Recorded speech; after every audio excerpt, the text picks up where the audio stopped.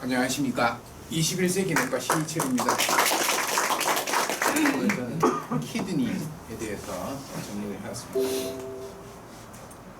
키드니 아나토미는 많이 보셔서 아시겠습니다만 리날 아트리에서 세그멘탈 아트리, 인터로브 아트리, 그 다음에 인터로뷸러 아트리, 아큐에이트 아트리로 주행한다는 것을 개념을 잡으시고, 우리 세그멘탈 아트리에서 RI 인덱스, 도플러를 시행해서 RI 인덱스 같은 것을 구해서 리날 디지즈를 디텍션 할 수 있다는 것을 먼저 한 번 더 리마인드를 해주시고, 리날 코텍스, 리날 메듈라, 센트럴 리날 사이너스 개념을 생각을 한 번 더 리뷰를 하시고 그림을 보시면 좋겠습니다. 초음파 그림이 이렇게 키드니가 명확하게 코텍스, 메듈라, 사이너스가 명확하게 잘 구분이 되면 좀 쉬울 텐데, 불행하게도 현재 초음파에서 리얼 필드에서는 그렇게 명확하게 잘 나오는 것 같지는 않습니다. 그래도 최대한 코텍스와 메듈라와 사이너스가 잘 구분이 되도록 노력을 하면서 검사를 진행을 해야겠습니다. 정상 사이즈는 10에서 14cm 정도 되고요. 9cm, 장경이 9cm 이하가 되거나 리날 코티칼 thickness가, 그러니까 코텍스 바깥쪽에서 사이너스까지 길이가 1cm 미만이 되면 irreversible한 체인지가, 패톨로직 체인지가 와 있다고 생각을 간주해 주시면 되겠습니다. 신장 초음파에서 가장 중요한 것은 리전이 의심된다 될 때 한 슬라이스에서만 절대 보시지 말라는, 롱기튜디널 스캔을 해서 의심되면 반드시 엑시얼 스캔으로 다른 슬라이스에서 두 평면에서 확인을 하시는 게 좋겠습니다. 컨벡스 프로브 2에서 오메가 1 컨벡스 프로브를 사용하시면 되겠고, MPO를 하셔도 되고 안 하셔도 되고, 그 다음에 포지션에서 충분히 영상이, 좋은 영상이, 만족할 만한 영상이 안 나오면 포지션 체인지를 해가면서 좋은 영상을 얻도록 충분히 노력을 하셔야 될 것 같습니다. 그 표준 초음파 영상 간단하게 보시고 지나가시면 되겠습니다. 리널 하일룸을 포함하면서 라이트 앤 레프트 키드니 세지탈 스캔을 하셔야 되겠고, 쇼덱시스는 어퍼, 미들, 로어에서 시행을 하시게 되는데, 이 하일룸 레벨에서 잘라서 그 랭스를 측정을 해주시고 로어까지 측정을 해주셔야 되겠습니다. 그레이스케일을 하시고 나서는 칼라 도플러를 시행을 하셔야 되고, 칼라 도플러를 통해서 얻으실 수 있는 정보들이 꽤 있습니다. 슈더 리전과 트루 리전을 감별하는데 칼라 도플러가 많은 도움이 되기 때문에 반드시 시행을 하신다는 것을, 키드니 도플러에서, 키드니 손의 초음파에서는 많은 도움을 받으실 수 있기 때문에 칼라 도플러를 항상 염두에 두시면서 생각을 해 두시는 게 좋겠습니다. 스펙트럴 도플러를 시행해서 RI 인덱스를 사용하면 리날 패톨로지를 더 잘 구하실 수 있겠습니다. 패톨로지를 감별하는 데 도움이 될 수 있겠습니다. 자, 지금까지 일종의 말씀드린 총론이었고요. 지금부터 강론, 본론으로 들어가겠습니다. 제가 말씀드릴 파트는 세 가지 파트로 나누어서 진행을 하겠습니다. 처음에 시스틱 디지즈를 말씀을 드리고, 두 번째는 솔리드 매스인데 과연 트루 리전인지 슈더 리전인지 감별을 해야 됩니다. 신장 초음파를 하고 나서 되게 찝찝한 경우가 많지 않습니까? 저게 트루 패솔로지인지 CT를 가야 되는지, 아니면 그냥 여기서 괜찮습니다 대답을 해야 되는지, 이걸 결정을 해야 되는데, 슈더 리전에 대해서 충분히 숙지하고 있어야지만 필요 없는 워크업을 줄일 수가 있겠습니다. 그 다음 마지막으로 하이드로네프로시스와 리날 스톤에 대해서 말씀드리고 강의를 마치도록 하겠습니다. 먼저 시스틱 디지즈입니다. 키드니 시스트는 심플 시스트와 컴플리케이티드 시스트로 나눌 수 있는데, 심플 시스트는 아주 흔히 발견되고 올드에이지에서 더 많이 생기고, 오리진은 proximal convoluted tubule에서 많이 발생을 한다 그럽니다. 어떤 리포트에서는 올드에이지에서는 40%까지도 다 발생률이 보고가 되고 있습니다. 심플 시스트는 초음파에서 정의가 명확합니다. 먼저 아네코익해야 됩니다. 두 번째는 월이 아주 샤프한 마진을 갖고 있어야 되고, 스무스한 월을 갖고 있어야 됩니다. 그리고 액체로 가득 차 있기 때문에 포스티리어 아코스틱 인핸스먼트가 있어야 됩니다. 물론 칼라 도플러에서는 컬러 도플러 시그널은 없어야 되고 라운드 내지는 오발 쉐입이 되겠습니다. 그런데 시스트가 다 심플 시스트면 일이 간단한데 한 10%는 complicated 시스트라고 합니다. complicated 시스트 중에 약 10%는 tumorous 컨디션이 된다고 합니다. complicated 시스트하고 cystic RCC를 구분하는 것이 상당히 중요하겠습니다. complicated 시스템은 wall thickening이 있고 septation이 있고 septation과 nodularity가 동반되고 calcification이 있고 enhancement가 있고 CT에서 higher attenuation이 보이고 MRI에서 water 시그널이 아닌 시그널을 보이는 경우를 complicated 시스트라고 합니다. 리널 시스트를 발견하시면 보스니아 클래시피케이션으로 구분을 해 주셔야 되는데 보스니아 클래스 1 심플 시스트하고 3 리전을 구분하는 것이 상당히 중요할 것 같습니다. 심플 시스트는 말 그대로 클리어한 깨끗한 시스트입니다. 클래스 3는 월도 조금 두꺼워져 있고 멀티플 세프테이션이 있으면서 세프테이션이 두꺼워져 있습니다. CT를 찍으면 인핸스가 되는 게 특징입니다. 심플 시스템은 세프테이션 없습니다. 카테고리 보스니아 카테고리 2는 월 아주 드물게 thickning이 조금만 있고 세프테이션도 거의 없습니다. 비교적 깨끗해 보입니다. 자, 2까지는 말리그는 카테고리 1, 2는 말리그넌스 리스크가 없습니다. 0%입니다. 팔로업이 필요 없다고 되어 있습니다. 그런데 보스니아 카테고리 3는 말리그넌스 레이트가 50%로 외우시면 되겠습니다. 더 퍼더 워크업도 하셔야 되고 트랜스퍼를 보내셔야 됩니다.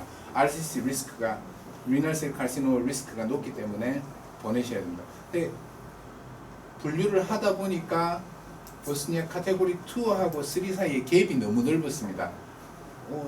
thin한 세프테이션이 조금 멀티플하게 있는 경우 또 부분적으로 이렇게 살짝만 두꺼워져 있으면 어떻게 할 거냐. 그래서 2하고 3 사이에 중간 지대를 만들어서 2F로 따로 빼놔놨습니다. 2F는 말리그넌스 레이트가 5%쯤 된다고 합니다.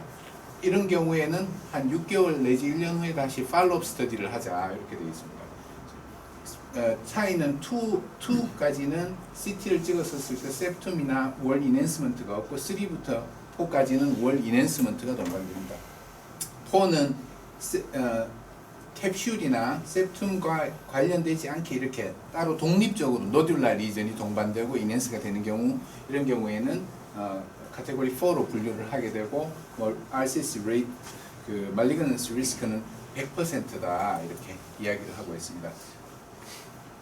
아주 보스니아 클래스 2는 thin walled고 thin한 그 아주 얇은 그 세프테이션이 있다. calcification도 적고 크기도 아주 적다 이렇게 이야기를 하고 있습니다. 보스니아 카테고리 2 시스트를 보여드리고 있습니다. 2F는 2보다는 세프테이션이 조금 더 많지만 대체적으로 아주 두께가 얇고 calcification도 그렇게 많지 않은 상태를 이야기를 하고 있습니다. 3cm 이상 이야기를 하게 되고 보스니아 2F에서부터는 2F는 팔로업을 해주시면 되겠습니다. 보스니아 카테고리 3부터는 말리그넌스 레이트가 50%가 넘기 때문에 그 further 추가 워크업이 필요하겠습니다. 시스트 내에 뚜렷한 노듈라 리전이 이렇게 관찰되는 거, 빅 월드 세프테이션이 있고 인핸스가 되고 그 월 두께가 상당히 두꺼우면서 CT에서는 인핸스가 되고 헤비 calcification이 있는 상태를 카테고리 3로 보실 수 있습니다. 멀티로큘러 시스틱 네프로마도 카테고리 3에 되는데 월 자체가 아주 두꺼우면서 월 자체는 두꺼우면서 안쪽에 멀티로큘러한 시스트 안쪽에 멀티로큘러한 세프테이션들이 많이 관찰되는 메스가 되겠고 말리그넌트 RCC와 구분이 되지 않습니다. 한 가지 유념하셔야 될 건 시스트가 있을 때 내부 스트럭처를 관찰하는데 꼭 CT가 초음파보다 더 우월하다 그렇게 생각을 하시면 곤란한 때가 있습니다. CT에서보다 초음파에서 세프테이션이나 내용물들이 더 잘 관찰되는 경우들이 종종 있다고 이야기가 나오고 있습니다. 그래서 그 시스트 내부를 보실 때 양상을 열심히 보시고 보스니아 카테고리 1, 2하고 3, 4를 구분하시는 카테고리 정확하게는 구분을 하셔도 이것도 방사선거 선생님 강의에서 들어봐도 주관적인 분류이기 때문에 조금씩 사람마다 다를 수 있다고 이야기합니다. 대신 하시면서 어느 정도가 말리그넌스 리스크가 있겠다, 3, 4에 해당되겠다는 것을 감을 잡으시고 계셔야지 좋은 스터디를 하실 수 있겠습니다. 보스턴약 카테고리 4는 독립적인 이런 메스들이 시스트 내에 septation이나 wall과 관계없이 독립적인 메스들이 있는 경우 카테고리 4로 보실 수가 있습니다.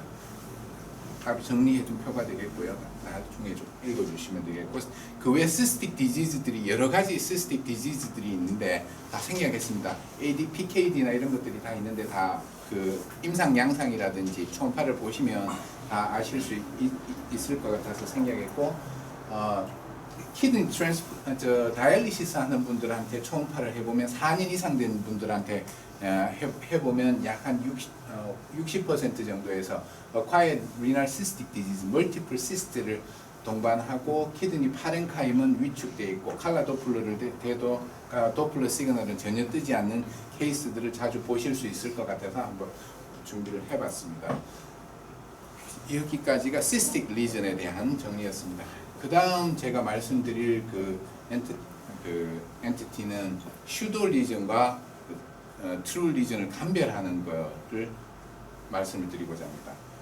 키드니 초음파를 하고 나서 어떻게 하면 좀 덜 찝찝하게 할 수 있을까? 그러면 이 리전들에 대해서 다 생각을 좀 하시면서 하고 가셔야 됩니다. Prominent column of button, dromedarily fetal ovulation, localized compensatory hypertrophy, 그다음 junctional parenchymal defect, sinus lymphomatosis 이렇게 5가지 정도, 6가지 정도 그 슈도 리전, 그러니까 실제는 노말인데 메스로 보일 수 있는 리전들이기 때문에 생각을 하시면서 초음파를 하셔야 되겠습니다.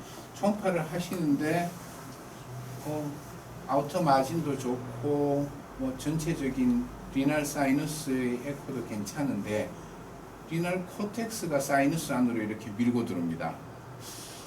또 칼라 도플러를 대보면 노멀 플로우를 보이고, 이런 경우에는 제일 먼저 칼럼 오브 버틴 하이퍼트로피를 생각해 보셔야 됩니다.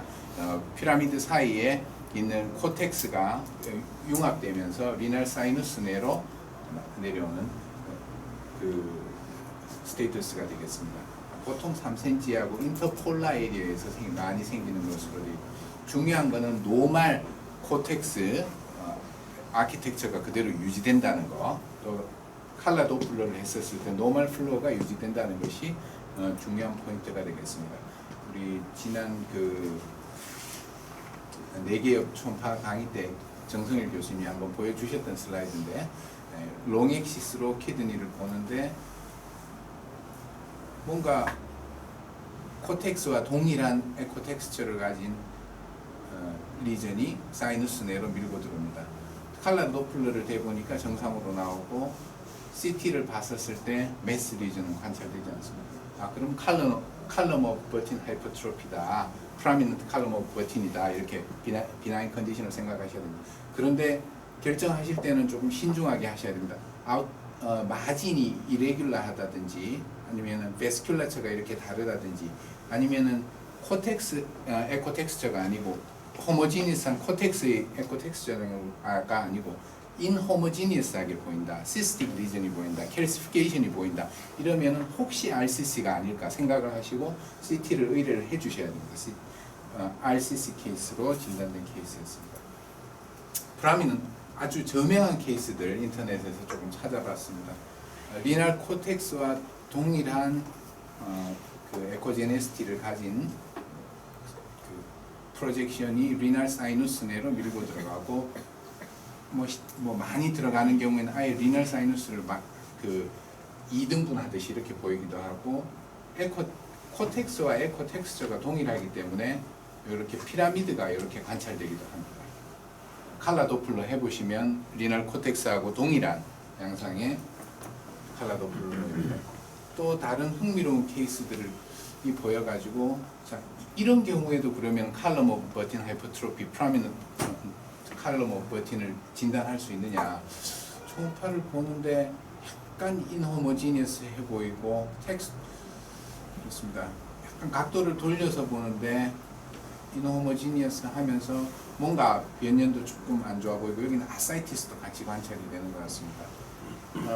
세스탈 섹션 트랜스버스로 보니까 여기도 조금 불규칙해 보이고 인호모지니어스 약간 시스틱해 보이고 칼라 도플러를 됐었을 때 베스큘라처도 정상적인 키드니 코텍스의 베스큘라처가 아니고 띄어져 있는 것을 볼 수 있습니다. 이 케이스는 그 다음 스터디에서 RCC로 진단됐었습니다. 그 프라미넌트 칼럼 오브 버틴을 그 방사선과 선생님들도 명확하게 구분을 못 하시는 경우가 있기 때문에 하실 때는 결론을 내리실 때는 충분히 주의가 좀 필요하겠습니다. 또 초음파 하시다가 보면 레프트 키드니를 보다가 레프트 키드니 표면이 이렇게 불룩 튀어나와 있고 키드니 thickness나 이런 것들은 다 정상이고 칼라 도플러도 정상이고 피라미드도 다 관찰되고 하는데 CT를 찍어보면 트루 매스 리전은 관찰되지 않고 키드니 이제가 이렇게 표면 자체가 튀어나와 있는 이런 리전들을 발견하실 수 있습니다. 드로메드리 험프라 그래서 단봉 낙타봉이라 그럽니다. 노멀 베리언트이기 때문에 더 걱정 안 하셔도 되겠습니다. 레프트에 많이 생기는 걸로 되어 있고 스플린 때문에 키드니가 눌려서 라이트에도 생길 수는 있다 그럽니다. 주위 장기들 때문에 키드니가 눌리면서 생기는 거다. 두시면 되겠습니다. 초음파 하시다가 이렇게 레귤러하게 키드니 표면이 인덴테이션이 있는 경우를 보실 수 있습니다. 이런 경우에 코티칼 티닝이나 이런 것들 전혀 없이 레귤러하게 블러드 플로우 다 정상이면서 레귤러한 인덴테이션을 보이면 피탈 로뷸레이션을 생각을 하셔야 됩니다. 태생기 때 어릴 때 태어날 때 레니큘러스를 형성하면서 키드니가 작은 롭들이 이렇게 모여서 퓨전이 된다 그럽니다. 퓨전이 되면서 표면이 매끄러워져야 되는데 이 롭들이 퓨전이 되면서 매끄러워지는 게 순탄치 않아서 이 로뷸들이 남아있는 형태를 피탈 로뷸레이션이라고 합니다. 이런 경우에도 그 슈도 리전, 노멀 베리언트로 인지를 하셔야 되겠습니다. 피탈 로뷸레이션에 대한 슬라이드가 되겠습니다. 네, 손으로 하시다가 정상적인 에리아가 있고 리플렉스 네프로퍼시가 있어서 패톨로지 컨디션이 된 쪽이 생기면 반대쪽은 더 하이퍼트로피가 되는 그러니까 칼라 도플러를 때 봤었을 때 노멀 리전은 블러드 플로우가 증가하고 네프로퍼시가 있는 쪽에는 블러드 플로우가 아주 현격하게 약화가 되는 그래서 localized compensatory hypertrophy of renal parenchymal도 유념을 하고 계셔야 되겠습니다. 그렇게 흔히 보이는 것 같지는 않은데 키드니 초음파를 하시다가 이쪽에 보니까 코텍스 쪽에 키드니 마진에서부터 사이너스로 이어지는 하이퍼 에코이간 리전이 보이면 그러니까 팻 에코제네시티로 해서 연결되는 리전이 트라이앵귤러 쉐입 또는 리니어 쉐입으로 해서 리널 사이너스하고 연결되는 팻 덴시티가 있으면 정셔널 파렌카이멀 디펙트를 생각을 해주셔야 됩니다. 정셔널 파렌카이멀 디펙트는 역시 키드니 퓨전의 장애로 생각됩니다. 퓨전이 완전하게 안 일어나서 이 퓨전이 안 된 부위 사이로 비세랄 팻이나 리널 사이너스 팻이 나가면서 형성되는 불완전한 퓨전에 의해서 생기는 것으로 되어 있습니다. 리날 인팍션, 코티칼 스카링이나 안지오마이올라이포마하고 안지오마이올라이포마가 그 리피드하고 머슬하고 베슬하고가 같이 하이알코제닉한 메스니까 안지오마이올라이포마와 감별이 필요합니다. 그 다음 생각하셔야 되는 게 초음파 보시다가 리날 사이너스가 하이퍼 에코익 해야 되는 제일 명확하게 잘 보여야 되는데 리날 사이너스가 하이퍼 에코익하게 보이는 경우가 있습니다. 올드에이지나 오베시티나 크로닉 인펙션이 있는 경우에 이쪽에 패드 인필트레이션 되거나 블러드 베슬이 더 증가되거나 해서 하이퍼 에코익한 리전으로 원래 리날 사이너스는 하이퍼 에코이한데 팻 덴시티는 원래 하이퍼 에코이하게 나타나야 되지 않습니까? 그렇기는 한데 원래 초음파 시그널은 절대적인 시그널이 아니라 그러지 않습니까? 그래서 이 베슬이라든지 팻 덴시티가 리널 사이너스의 에코에 묻혀서 하이퍼 에코이하게 보이는 현상이 사이너스 리포마토시스가 되겠습니다. 그래서 정상 칼라 블러드 플로우도 보이는데 칼라를 대보면 사이너스는 하이퍼 에코이하게 보이는 사이너스 일부가 리널 하이퍼 에코익 리널 사이너스를 의심을 해보시면 되겠습니다. 슈도 리전과 노멀 리전을 구분을 하고 감을 잡고 가는 것이 아주 중요할 것 같습니다. 그 초음파를 하고 나서 더 개운한 맛이 듭니다. 마지막으로 제일 뒤쪽에는 비나인 튜머와 그 말리그넌트 튜머를 한번 간단하게 맛만 보고 지나가시고 케이스를 조금 보여드리고 마치도록 하겠습니다. 초음파를 가지고 말리그넌트 리전을 캐릭터리제이션을 튜머를 찾았다. 그러면 이 튜머가 RCC인지 아니면 트랜지셔널 셀인지 안지오마이올라이포마인지 다 구분을 하는 것은 한계가 있습니다. 위험할 수도 있습니다. 그렇지만 초음파를 하면서 어느 정도의 임프레션을 갖는 것은 상당히 중요하다고 생각합니다.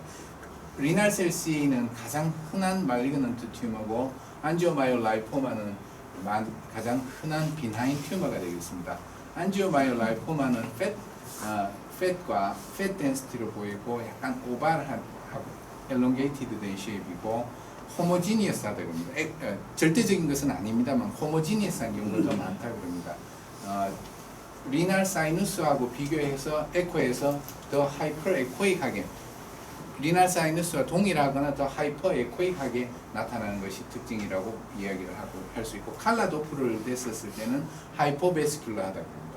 RCC는 헤테로지니어스하다 그럽니다. 안쪽에 시스트를 동반할 수도 있고 튜머 안쪽에 캘시피케이션을 동반할 수도 있고 조금 더 하이퍼 에코익하고 그 다음에 튜머 주위로 하이퍼 에코익한 헤일로를 동반하는 경우도 있습니다. 라운드하고 셀들이 가득 차 있는 스트럭처이기 때문에 라운드한 쉐입이고 칼라 도플러를 댔었을 때 하이퍼 베스큘러한 쪽으로 나타난다 그럽니다. 엔지오마이올라이포마 케이스인데요. 하이퍼 에코익, 사이누스하고 비슷하거나 조금 더 하이퍼 에코익하고 페리페럴 헬로는 안 가지고 리피드 정도의 에코제네시티를 나타내고 사이누스하고 비슷한 에코제네시티를 나타낸다고 합니다. 옆에도 마찬가지입니다. 비교적 호모지니어스하다고 합니다. 그 다음에 리날 셀 C는 인호모지니어스한 게 특징이고 안에 캘시피케이션이나 시스틱 리전, 스몰 시스트도 같이 동반될 수 있다고 봅니다. 그리고 페리페럴 헤일로를 동반할 수 있다고 그렇게 되겠습니다. 이렇게 간단하게 말씀을 드리고 튜머 캐릭터리제이션은 초음파로 한계가 있기 때문에 충분히 그 다음 스터디들을 과감하게 주저하지 마시고 트루 매스 리전을 관찰이 되면 제 생각에는 퍼더 이밸류에이션을 권하시는 게 중요하다고 생각합니다. 하이드로네프로시스도 자주 만나시게 되는데 하이드로네프로시스도 폴스 포지티브가 약 4분의 1에서 있다 그럽니다. 그래서 트루 하이드로네프로시스인지 아닌지 한번 봐야 되겠습니다. 아까 앞에서도 정례 많이 나왔었는데 김대현 원장님이 만드신 아주 좋은 정례입니다. 초음파 돼 보니까 키드니가 좀 스웰링이 돼 있고 캘릭스 딜라테이션이 관찰됩니다. RLQ 페인으로 내원하신 63세 그 여자 환자분이었는데 유레테로 베시칼 정션에 하이퍼에코익한 리전이 있고 뒤쪽에 포스티리어 아쿠스틱 쉐도잉이 관찰됩니다. 칼라 됐었을 때